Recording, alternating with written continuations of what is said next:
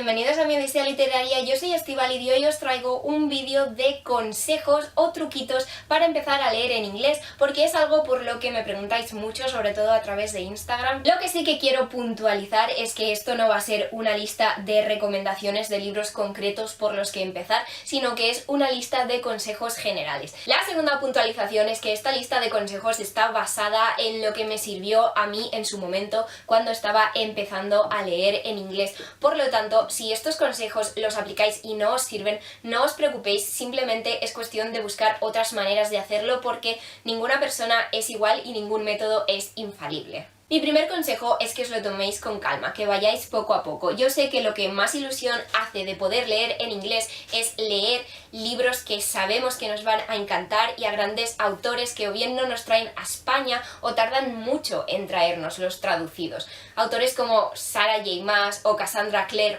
pero creo que es poco razonable pretender empezar a leerlas a ellas si tenéis poca o ninguna experiencia leyendo en inglés. Por eso creo que hay que empezar por el principio, y el principio para mí son este tipo de libritos. Son libritos que mandan leer en la ESO o en bachillerato y la verdad es que son muy útiles porque realmente son para aprender en inglés. No se han escrito solo para disfrutar de la historia, sino que se han escrito para aprender inglés mediante estas historias. Seguro que os suenan, seguro que a casi todos os han mandado alguno de estos libritos algún momento en el colegio, y la verdad es que quizá por asociación con las clases y la obligación os eche para atrás esta idea, pero creo que hay que considerarla porque son una herramienta muy útil. Hay varias editoriales, pero por ejemplo vamos a coger Officially Dead de la editorial Macmillan, y lo genial de estos libritos es que además vienen clasificados ya por niveles, es decir, tenéis desde el nivel starter de principiante hasta este que por ejemplo es el upper, o sea, este es el nivel de idioma más alto que ofrecen. Podéis empezar por cualquiera de estos niveles en los que creáis que vosotros estáis. Si veis que es muy fácil, podéis ir subiendo de nivel poquito a poco. Además, lo bueno de estos libros es que traen glosarios o al principio o al final con vocabulario importante de la historia para que os vayáis familiarizando con cada vez más léxico. También normalmente contienen una serie de actividades y preguntas sobre la historia al final para analizar si realmente habéis entendido todo lo que habéis leído, que creo que es algo importante de analizar cuando leemos en un idioma extranjero. De verdad que yo entiendo que no sea la idea más atractiva, que cuando alguien piensa en poder leer en inglés no piensa en esto, pero es que creo que es un buen lugar por donde empezar. Además tenéis multitud de historias, de multitud de géneros, tenéis incluso versiones de clásicos. Esta es una versión del Retrato de Dorian Gray. Además hay muchas editoriales con muchos géneros distintos, con niveles de dificultad distintos, y si vais subiendo de nivel y veis que lo lleváis bien, que lo entendéis todo, entonces es cuando creo que se puede pasar a leer cosas que no han sido pensadas exclusivamente para aprender un idioma, sino que han sido pensadas simplemente como historias para disfrutar. Mi siguiente consejo también se basa en que no podéis empezar a leer una corte de rosas y espinas de cero, sino que hay que pasar por cosas un poquito más sencillas, y una de mis recomendaciones es leer middle grades. Los middle grades son libros destinados a lectores de entre 8 y 12 o 13 años, pero para mí eso no es un problema, por ejemplo, porque yo disfruto mucho de esas historias y creo que a la hora de aprender a leer en inglés tienen el aliciente de que sus estructuras gramaticales y quizá también su vocabulario son un poco más sencillos. No son simplistas, no os equivoquéis, no utilizan la palabra más fácil del diccionario, en absoluto, pero sí que es verdad que comparándolo con libros juveniles o libros adultos son más fáciles de entender. A lo mejor pensáis que para leer historias para niños este paso me lo salto, y a ver, bueno, os lo podéis saltar evidentemente porque esto no es una lista de obligaciones, solo es una lista de consejos, pero de verdad que creo que puede resultar muy útil. Además los middle grade son muy entretenidos, tenéis un montón de historias diferentes pertenecientes a géneros diferentes y seguro que vais a poder encontrar algo que os guste. De hecho, uno de los primeros libros que yo leí de cabo a rabo en inglés fue un librito de Percy Jackson, de estos de historias cortas complementarias, y os digo que no me resultó lo más fácil del mundo porque Rick Riordan emplea un lenguaje muy juvenil, un lenguaje muy humorístico, que no son las típicas palabras que le enseñan a uno en una academia. Por lo tanto, yo os digo que empecé por ahí, por un middle grade, pero hubo cositas que me costaron al principio, así que no subestiméis esta posibilidad. Mi siguiente consejo es que en la medida de lo posible os aseguréis antes de comprar un libro de que vais a poder leer a ese nivel, de que vais a poder leer en ese registro, porque me sabe muy mal cuando a veces veo a la gente que se ha comprado un libro con toda la ilusión del mundo, pero luego resulta que el nivel le parece demasiado difícil. Yo una recomendación que siempre hago es que busquéis en Amazon, porque en los libros en inglés suelen tener siempre las primeras páginas o el primer capítulo disponible para leer. Entonces, si vais a Amazon y leéis ese primer capítulo y veis que lo entendéis todo, que es un nivel que a vosotros os viene bien y que vais a poder disfrutar de la historia, entonces lo podéis comprar sin problemas. Si veis que a lo mejor os cuesta un poquito, bueno, pues entonces ya podéis valorar si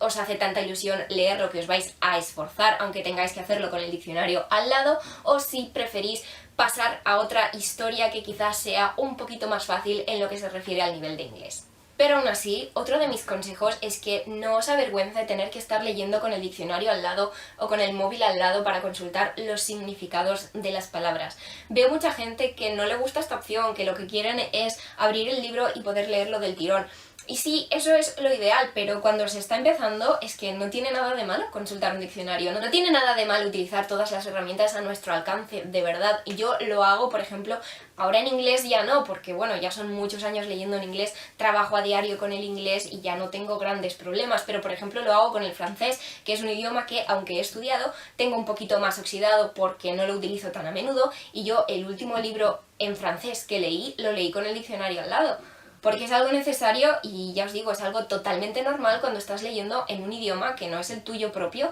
y que te puede costar. Hola, bueno, queda claro que este es otro día, me estaba preparando para grabar otro vídeo diferente, pero se me olvidó cuando se estaba grabando el vídeo de consejos para leer en inglés una pequeña puntualización en este punto, y es que os animo a usar diccionarios siempre que los necesitéis, pero también es verdad que quería aclarar que no me parece buena idea buscar todas y cada una de las palabras que no entendáis. Si podéis entender el significado general de la frase, si podéis deducir más o menos el significado de la palabra por contexto, yo os recomiendo no mirar todas y cada una de las palabras en el diccionario. ¿Por qué? Porque eso va a hacer que la lectura sea menos fluida, y si estáis leyendo en un idioma que os cuesta un poquito, lo ideal es que la lectura se os haga ágil y rápida, y por eso no me parece buena idea estar parando cada 3 frases para comprobar una palabra. Solo si veis que esa palabra se repite mucho o realmente os da la sensación de que os estáis perdiendo algo importante porque no comprendéis esa palabra, entonces a mirarlo al diccionario sin ningún tipo de problema, ni de vergüenza ni nada. De verdad, el diccionario es muy buena herramienta,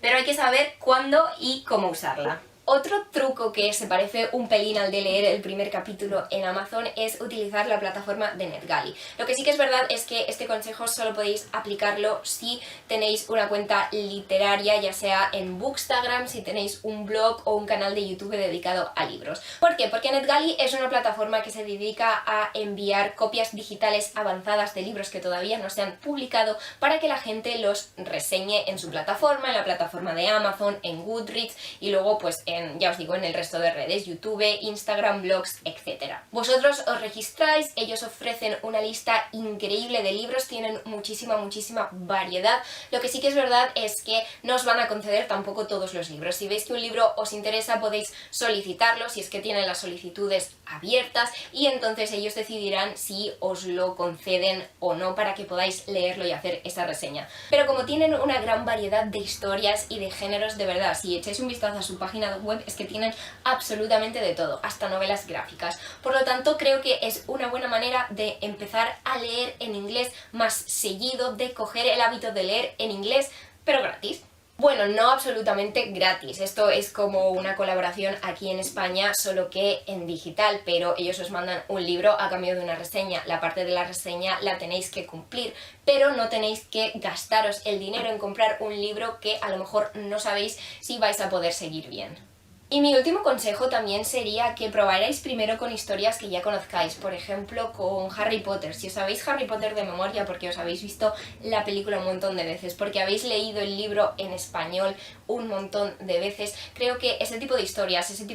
que ya conocemos bien, son ideales para leer en otro idioma. De hecho, este fue uno de mis trucos, yo leí también Harry Potter en francés y había palabras que por el contexto, porque me sé la escena de memoria, ya sabía lo que eran, no porque ya conociera de antemano esa palabra en concreto, sino porque sabía a qué se estaba refiriendo. Por eso creo que leer historias que conozcáis muy bien, vuestro libro favorito, es un gran método para empezar a leer en inglés. Y quien dice en inglés en cualquier otro idioma, porque ya os digo, yo esto es algo que hice en francés, me leí Harry Potter à l'école des sorciers y bueno, es que todo el tema del vocabulario de los magos, de calderos, de los ingredientes de pociones y todo, en francés es una locura, pero es más fácil si ya sabes de antemano con lo que te vas a encontrar. Y esta es un poquito mi lista de consejos, mi lista de trucos. Espero de verdad que os sea de utilidad porque, ya os digo, me preguntáis mucho y quería aportar mi granito de arena, pero repito, es sobre todo muy importante ir poco a poco, ir con calma y no frustrarse porque es algo que se puede conseguir y solo tenéis que encontrar el método o el truco que os vaya mejor. Y si tenéis algún consejo más, por favor dejadlo abajo en los comentarios para que todo el mundo se pueda beneficiar. Y si os ha gustado el vídeo, si os gusta mi contenido, me apoyáis y me ayudáis mucho si os suscribís al canal, si dais like al vídeo, si dais a la campanita y si lo compartís con alguien a quien creáis que le pueda gustar. Eso es todo por hoy, muchas gracias y hasta la próxima.